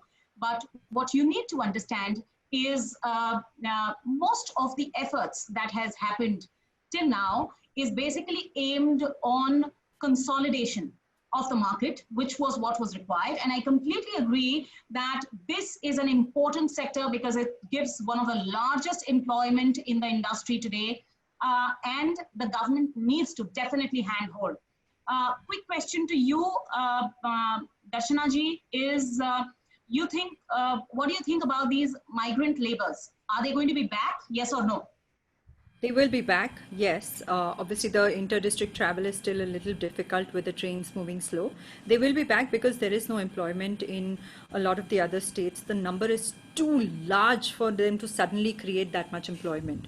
So they will come back. There is the fear of course, Bombay, Pune, Delhi struggling with the corona numbers. There is that fear for life and fear for safety, and maybe that will hold them back a little bit, but eventually they all need to eat, so they will come back. It may be 3 months. Nice, good. Gunjan, what do you feel? When do you think are they going to be back? Completely in aligned with what Darshana said. I mean, we kind of predicted that they should have been back by the end of June. But looking at the current conditions, that could probably be pushed to like July and maybe because of the monsoon, even August. Yeah, but they're definitely. My take is very, very simple. I think they are all going to be back post Diwali, and a few from Eastern UP and Bihar are going to be after Chhath, but they're all going to be back because yes, you're right. The avenues to work is definitely large, and and I'm sure all the builders are giving ample amount of opportunities and reasons for them to come back. I'm going to take quick audience questions. I'm also going to allow one of our audiences to ask their own question. But before that, usually I don't take anonymous attendees questions, but one of the anonymous attendees question is nice. It says, does Indian government support women realtors with subsidized loans or something like that? So is there anybody who would want to answer this? Darshana ji or Neetu ji? So there is no specific subsidy for the real estate for women. Of course, government is doing a lot for women in terms of startups and encouraging those women, I think under 1 crore, that they are able to assist these businesses to move. But there's nothing specific for real estate. Next question I'm going to be taking is another anonymous attendee. Will introduction to digital sales of real estate products and work from home strategy see increase in women realtors? So, Kunjanji, you can answer this. Sure. Digital sales. Well, not specifically, but while sitting at home, because women are required traditionally to be homemakers, I think it would definitely ease their routine and help them to balance the work and home act better. And maybe that could see an increase in women being more active in the industry, but not specifically. Okay. Very important question by Sujata Badveji. And Leanne, I want you to take this. How women could help women? Yeah, being visible and telling their stories and sharing with women how they have made it work. So, you know, when I was coming up through the ranks, there were no women ahead of me. So there are a couple of women of my generation that are considered trailblazers in Australia, and you need the same thing, because we need to see people like us being able to succeed. So just to add on here, Leanne, you know, our Prime Minister has talked about during these times of COVID, he's talked about vocal for local, which means you need to go local, think internal, and be pretty vocal for your local productions. And that is a call for Make in India. And I always say this, that most important thing that a woman can do for another woman is to be vocal. So just be vocal, support women, because what they need is just sometimes a pat on the back. Okay, not women versus women, but women for women. I think that's yes, absolutely. Yes, exactly. Absolutely. Meanwhile, the question is, one single most important thing this crisis has taught me is, one word or one line. We start with you, Divyaji. I would say necessity is the motherhood of invention, and we'll all move towards that. Very nice. Leanne, you go next. As a leader, the people around us need clear, authentic communication. They need calm, they need direction, and they need all of that to feel safe. And it's our responsibility as leaders to deliver that. Perfect. That was long, but I'm going to go with it. Gunjan, you go next. I think it's just been so grateful to have the security of having to stay at my own house with family. I've never treasured them more. Neetuji, you go next. You're on mute. Neetuji, you're on mute. I'm so sorry. No problem. I would say it's reworking on the priorities, because, you know, when you're sending an urgent email out, your kid comes to you saying that, you know, why don't you have a look at my drawing? So what's a priority for you? So it's like rethinking and reworking your priorities has become of prime importance. Fantastic. Darshanaji, do we have you here? Yes, I'm here. Yes. So one most important thing that the crisis taught you. I think it's been very humbling. And I agree with Gunjan that it's been about family. It's been about kind of re-energizing yourself and realigning your priorities. And that's what it's been for me. Okay, great. Tell me the latest Netflix series or any series that you have watched. Leanne, we start with you. During the pandemic. Billions. Oh, nice. Very nice. That's one of my favorites. Divyaji. Yeah. Money Heist, and I loved it. Oh, really? I didn't get the patience to see the entire, so many episodes. Gunjan, what did you see? I've been watching 3 simultaneously: Billions, Medici, and Working Moms. Very nice. Great. Neetuji? Well, I'll be very honest. I didn't know what Netflix is. Now I know what Netflix is, but I still don't get to watch anything because it's hijacked by my kids. Fantastic. So are you watching with your kids? Not at all. I'm in the kitchen or at work. Fantastic. Darshanaji, what have you been watching? We have binge watched all 4 seasons of Money Heist and Wonder Years with my children. Oh, fantastic. What is this one thing that you always wanted to do and you couldn't get time to do it, and you did it during these lockdown times? So we start with you, Darshanaji. We played a lot of board games. Fantastic. Which is your favorite board game, by the way? So we like Code Blues. Oh, nice. Fantastic. I have a friend who runs a board game club. She is 30, she's in her late 30s, and she loves it. So she hosts these board game Fridays every Friday evening. So yes, Divyaji. So honestly, I used to crave spending the entire day with my daughter. So I got to do that for the last 3 months. Plus cooking. I have never done so much cooking in my life as I've done in these last 3 months. But you said that your husband learned very good cooking. So you've yeah, still so I been need cooking? a break as well. So that's where that push went. So he's been assisting or he's been cooking? And you've been looking I am sure it's both of it. So fantastic. Neetuji. Well, I'm yet to get to it. I'm again being very honest. I'm yet to, I'm still starting learning the guitar, but I'm still to get to it. Yeah. Nice. Gunjan? Cooking. I've always escaped the kitchen before, so I think this has been the best time for me to learn from mom and get her skills. Yeah. Fantastic. Very nice. Very nice. Leanne? I've been so busy, even though I haven't been able to really leave home. I'm communicating with government, and then I'm communicating back to our stakeholders, both in the business that I run and with the peak body that I'm the president of. So I've been busier than I've ever been. Okay, great. My next question, what exactly is me time for you, Leanne? Me time for me is being able to sit down and read a book and not check email. That was my next question. You can't steal it away from me. Okay, Gunjan, what is your me time?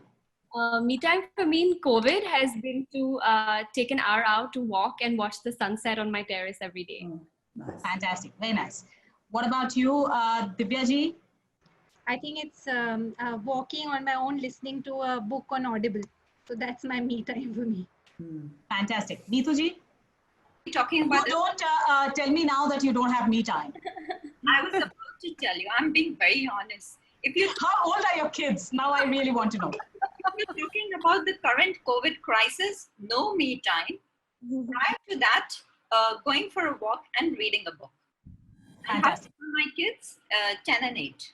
Nice. Both girls. Darshanaji? My me time has been cooking. That's like a de-stress for me, and everybody runs from the kitchen. So that's been my... Great. Vatsalaji, do we have you here with us? So there is a question from Datta Bhau. He says, rental home is must and need of the future with best designer interior matching to COVID requirements. Now, COVID requirements, he means, I'm sure, sanitation standards and something that you talked about, Divyaji, is workplace wellness. So he needs residential wellness as well. What do you think? So Datta Bhau, thank you so much. I think it's a brilliant question, and thank you for seeing us live. And I'm sure there are loads of people seeing us live right now. So who's going to take this question? Rental home is a must and the need of the future with best designer interiors. So we are talking about design. So I think Gunjan and Darshanaji is, I would ask the two of you to take this question. Darshanaji, you go first. So yes, I do believe that if we are able to give furnished homes on rent, that would be ideal. But they do not really not with the current laws, unless there is a policy that comes in. But therefore, there are co-living options that are coming in. And I think co-living would be the way to go, and that's the rental model that would come in. So, and it would be COVID friendly because they are talking about having a little workspace, a little kitchen and a little living space, about 200 square feet of space. I think Divya would be able to give us a good perspective on that co-living volume. Yeah, okay. I think co-living had sort of started picking up as well. And I think that will sort of be more of a trend now. And a lot of branded players are already in this segment. So they can bring in that trust for tenants to occupy these spaces, and we will see more of it in which are IT centric locations like Gurgaon, Bangalore, Hyderabad, where it'll pick up much more, Pune as well. So we will see this trend coming in. Okay, Gunjan, your take? So I think on the co-live and rental model, you need to understand who the main user is.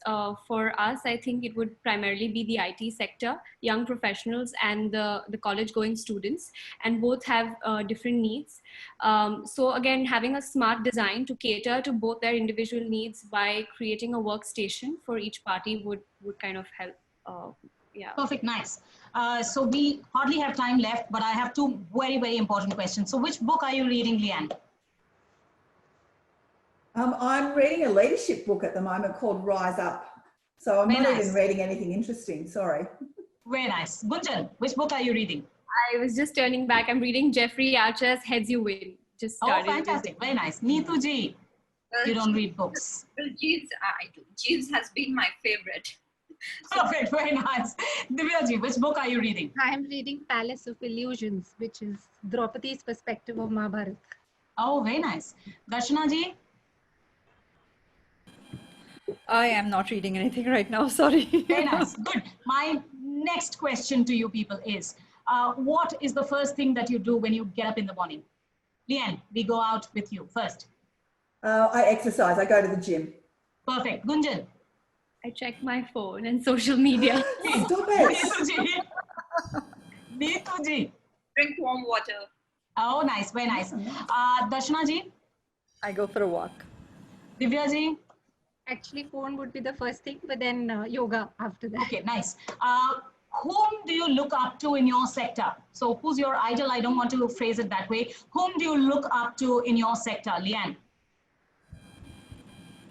A man that I used to work for that gave me my first opportunity to run a business. His name's Tony Anderson. Gunjan? My father, he's... Neetu ji? Well, the person from K. Raheja Corp who actually introduced me to Apria because I was looking to step back. So he's the person, yeah. Darshana ji? Satish Magar, sir. Divya ji? So she's not directly related from the sector, but Shireen Bhan, I think I'm quite inspired by her and how she's really achieved well. Thankfully, I was keeping my fingers crossed. At least we have one woman that all of us look up to. So yes, we need more and more women. I think I'm going to take closing statements. We've got just 1 minute left. But thank you, ladies. I think it's been a wonderful session.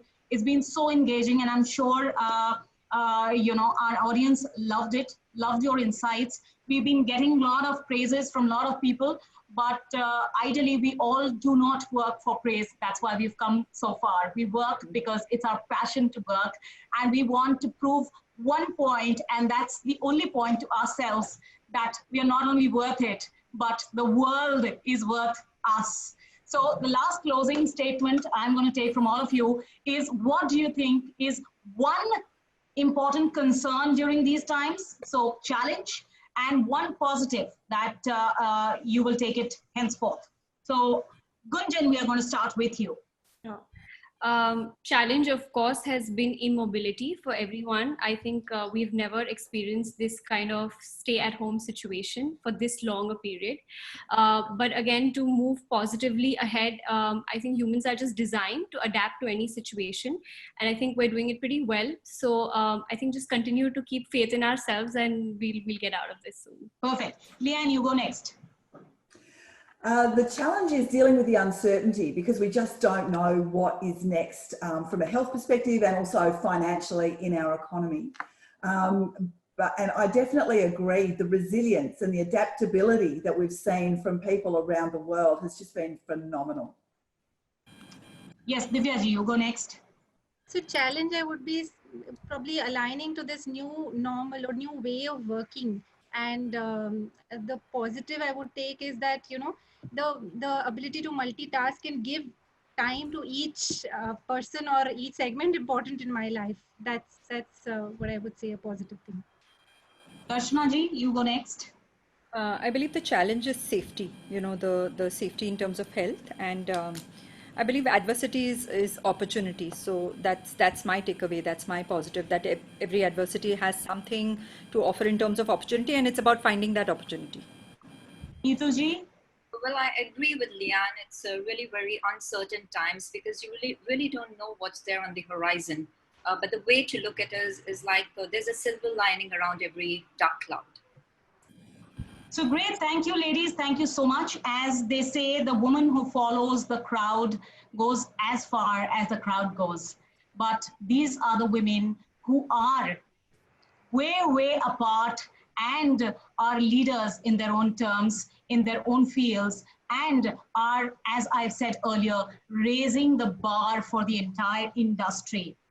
And as they say, and as I've always believed, every woman has to ask herself that who's going to stop me, and not who's going to let me.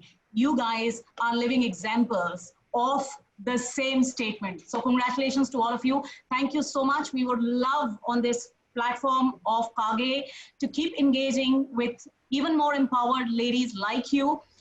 Let's work together to ensure that more and more ladies contribute to this ecosystem, and we ensure that it becomes an equally women's world as it is our own world. Thank you so much. Thanks, everybody.